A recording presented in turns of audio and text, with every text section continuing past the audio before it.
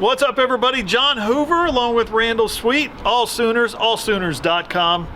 We're missing Ryan today. Ryan's a little under the weather. That's okay. He's going to get cured from his Ebola in time for our trip to Utah this week. We're going to Salt Lake City. We're flying to Salt Lake City later in the week. We're going to be hanging out in Provo, Utah for a couple of days. My first trip to Utah. My first trip to Provo, I should say. I've been through Utah a couple of times on vacation, but never there for a college football game. We're looking forward to it. It's going to be an electric atmosphere at Lavelle Edwards Stadium there in Provo. I know this because I've seen a lot of Utah games growing up in Alaska. We get a lot of Utah and BYU games way back in the day. Well, it's electric. It's a place that has a lot of energy. Fans are crazy about their football team, even though the football team this year is 5-5, 2-5 in conference play, Big 12 conference play, their first time in conference in a while. But they're 4-1, Randall, at home. They're 4-1. Brent Venables talked about that today, about how the fans just love their team, and that place gets hard to play. Yeah, and I mean, again, going on the road, this is going to be, high altitude. That's going to be something that the Sooners probably aren't used to. Again, you mentioned behind enemy lines out there in Utah. Early kickoff, that's going to be something that the Sooners will have to get used to as well. Brent Venables mentioned today the earliest kickoff time in OU football history. Is 10:07. 10:07. UCF. BYU is going to have their quarterback back, Keaton Slovis. Kalani Sitake, Brent Venables both talked about that. So again, not an opportunity, not a place for the Sooners to go in sleepwalking. We've seen earlier this season what can happen when OU does that. Yeah, OU goes on the road. They slow start, a poor finish, whatever it is. They've done it twice. They've lost both games at Kansas, at Oklahoma State. Can't afford that kind of performance against BYU if you want to make the championship game still, right? There's a possibility. We'll get into it here in a second. As I mentioned, BYU 5-5 on the season. They are coming off a 3-game losing streak. They're, I should say, currently mired in a 3-game losing streak. Randall mentioned Keaton Slovis. He's been banged up. He's missed the last couple of games. Their quarterback, Jake Retzlaff, has struggled to put points up. Slovis is still banged up. The coach, Kalani Sitake, said today, I'm not in his body, but if he's full strength and ready to go, then he's our guy. They believe in Keaton Slovis. The losing streak has not been good for BYU. 35-6 to Texas, 37-7 against West Virginia, and 45-13 against West Virginia. Iowa State. Yeah, no. So you're talking about teams that West Virginia beat them 37-7. West Virginia just gave up 59 out here to Oklahoma. So this is a team that Oklahoma should, whether Keaton Slovis is in there or not, Oklahoma should handle their business. We know how that can be, though, when your quarterback is not performing or not able to perform. What happens? You get beat 52 to 24 last year, 56 to 24 last year at TCU. You get beat 49-0 against Texas, because if your offense isn't running, your quarterback is not out there getting first downs, you're punting the ball back to the other team, and they're just abusing your defense. We've seen it, so we know what it's like to cover a team that doesn't have its starting quarterback. So what Brent Venables called them today was a little bit of Jekyll and Hyde, and they've lost a couple of really tough games. They have. He also said that he remembers some games against BYU 2009, for instance. Sooner fans will remember. 14-13 loss to BYU. Colby Clausen with the hit on Sam Bradford right before halftime wrecked the 2009 season for the Sooners as they're bringing back a Heisman Trophy winner. He talked a lot today about BYU and a lot of toughness and a lot of physicality. And you know that when you think of that brand of football, that BYU, that Utah, that area of schools plays, it really goes along with again what you imagine. And Brent Venables talked about that dating back to whenever he was coaching against BYU as a defensive coordinator at OU back in 2009, saying that he remembered how big, how physical, and how hard hitting those guys were. 24, 25-year-old guys.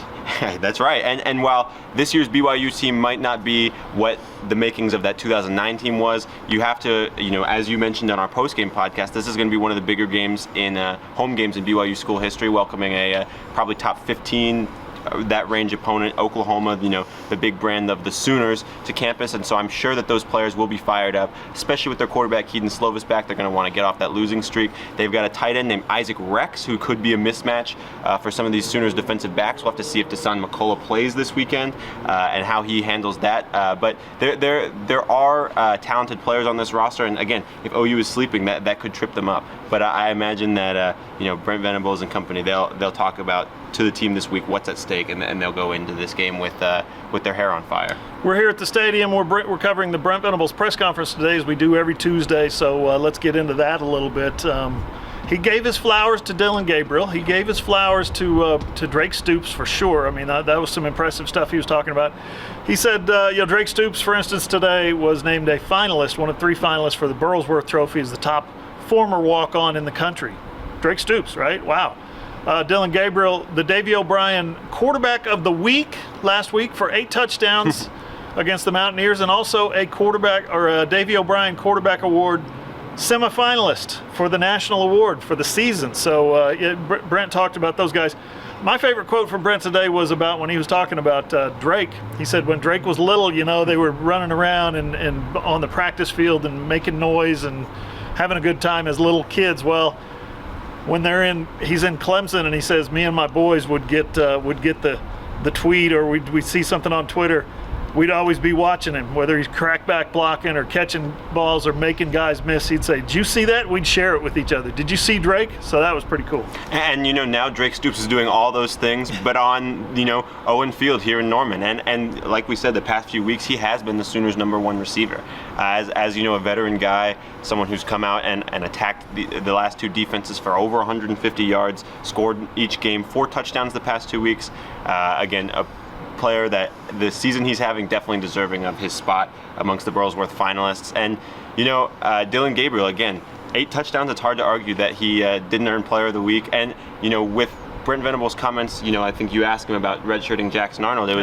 It's interesting to the context of how well Dillon Gabriel's performed, in addition to knowing that the Sooners plan on redshirting Jackson Arnold, is kind of interesting. That dynamic. Maybe is there a chance that Dillon Gabriel comes back? I think Brent Venables was asked about that today, and he kind of wouldn't talk about it. So some interesting scheming there between the 2 quarterbacks. Yeah, that's something we were going to get into was Jackson Arnold. It's a question that I asked. It's a story that I wrote. Check it out at AllSooners.com. Simple fact of the matter is Jackson Arnold has played in 4 games. And 3 of those games, he was the Belldozer quarterback. He didn't get any quarterback development in those games. And I asked Brent, I said, do you have regrets about that now that you're going to redshirt him and you've got to face an SEC schedule next year? It's a 2-part question. You've got to face an SEC schedule. Do you wish you had gotten him more time? And when you look back at how he was used as a short yardage runner, which was a disaster more times than not, do you kind of regret that? And he said, we have no regrets. He's being developed. He's getting all the 2 snaps in practice. He feels like he's not getting any action out here on the field, but he said he's getting a lot of 2 snaps in practice. He's getting all the reps that he needs to. He's developing at his own pace, and he said all things in their own time. I mean, when you watch Jackson Arnold in that Week 1 game against Arkansas State, he looked pretty impressive. Really again, that was Week 1, 73-0 blowout, so hard to draw from that. I think he entered the game in Tulsa and threw 1 pass, a deep shot to Nick Anderson. That was a touchdown throw. So again, you have to be encouraged if you're an OU fan or an OU staffer by what you've seen. But again, I think wondering when Jackson Arnold was in the games, those other games, when he was being used as a short yardage quarterback, is that really the right option, especially if you're going to redshirt this guy? It is really interesting that it seems like that wasn't always the plan, and now as the year's gone on, that's kind of changed. I'm kind of wondering what the thought process was there. But again, since we're not able to talk to Jeff Lebby during the week, we won't know that. The last 4 games, you don't roll your backup quarterback out against Texas or in a tight game against UCF or in losses to Kansas or Oklahoma State. I get that. I get that you don't want to maybe put him out in a specific package. That's what we talked about earlier in the season. I don't know. We'll move on. Gavin Sawchuk, he said Brent said he believes that there's such a thing as getting in a groove, but a great quote right here. If I'm trying to get a linebacker in a groove, I just blitz him in the A-gap, and they usually disrupt something. For a running back, it's a little bit different. And, after the past few weeks, it seems like that Gavin Sawchuk getting into that groove has just been him getting the ball regularly. I mean, throughout the first half of the season, we kept talking about what is going on with the running back room. It feels like it's a different guy taking the bulk of the touches every game. And really, until about UCF, it didn't seem like Gavin Sawchuk was the guy getting the bulk of those touches. Against UCF, he's, I think, 10 carries, around 60 yards. He finishes with that game-winning, icing the game touchdown against UCF. Then the past 2 weeks, Oklahoma State and West Virginia, obviously, gone over 100 yards, been the team's leading rusher, and the way he's done it, again, popping the long way against Oklahoma State, against West Virginia, kind of proved more of a tough physical runner, breaking tackles, getting the hard yards, things like that. So with having the capability to bust the big run, get those hard yards, it seems like he's really taken over as the Sooners' lead back. I would expect it to be that way going forward, and it's hard to argue after having 2 straight 100-yard games. Yeah, Brent also talked about continuing to talk about building a culture on goal line stands, toughness, physicality down there in the goal line, and mentality. That's he talked about it after the Texas game. Got on the bus as they're riding to the airport, and he said, "Guys, that's how you build a program, is by that goal line stand that we had down there."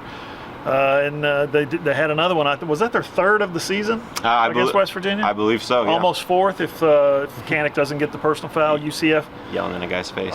You guys want to know about tiebreakers? We'll tell you what we know about tiebreakers. Basically nothing.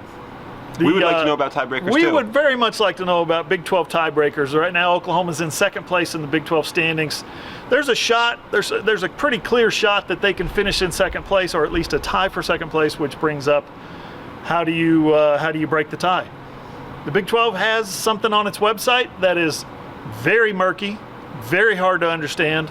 I think it was written that way intentionally because tomorrow, the Big 12 athletic directors are going to reportedly, according to the Oklahoman, meet and have a vote on clarifying their rules, clarifying their tiebreaker rules. Only, we're not sure if that vote is tomorrow or if it happened today. It was reported that it happened today. Sellout Crowd, Barry Trammell said it happened today.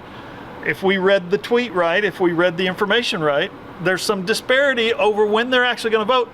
To which I asked Joe Castiglione this afternoon on a text message. I said, "How did the vote go? Give me some details." He said, "I don't know what you're talking about."